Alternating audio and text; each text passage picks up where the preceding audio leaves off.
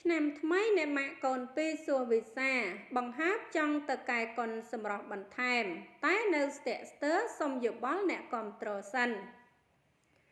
ចាស់ជាការពិតណាស់ការកែកុនសម្រស់គឺជារឿងធម្មតាហើយសម្រាប់មនុស្សប្រុសស្រី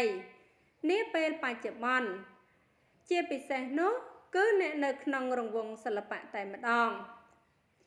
ចាកន្លងមកអ្នកនិយមតាមដានព័ត៌មានតារាក៏ធ្លាប់បានឃើញមកហើយពីសិល្បករសិល្បការិនីជាច្រើន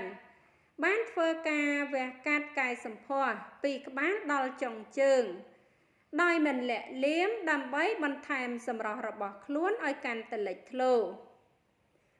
ចាក្នុងនោះដែរក៏មានតារាប្រុសស្រីខ្លះបានកែកុននៅក្នុងស្រុកនិងខ្លះទៀត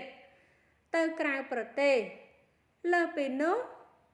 ខ្លះក៏បានកែកុនច្រើនជាង2 ដងក៏មានដែរយ៉ាងណាមិញងាកមកកាន់តារាចម្រៀងស្រីសួសវិសាវិញថ្មីនេះអ្នកគាំទ្រកំពុងចាប់អារម្មណ៍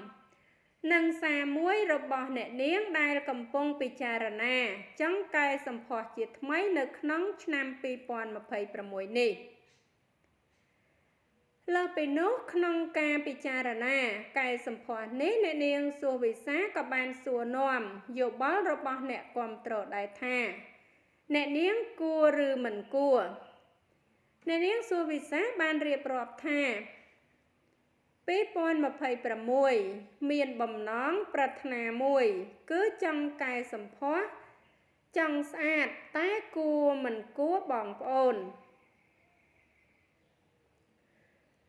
គួរជម្រាបថាកន្លងមកអ្នកនាងសួសវិសាក៏ធ្លាប់បានកែសម្ផស្សម្ដងជា2 ដងហើយ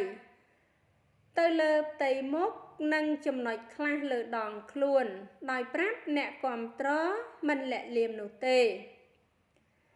ចាហើយអត្ថបទព័ត៌មានដែលនាងខ្ញុំជម្រាបជូនខាងលើនេះចាគឺមានតែប៉ុណ្ណឹងចាសូមអរគុណសូមជម្រាបលា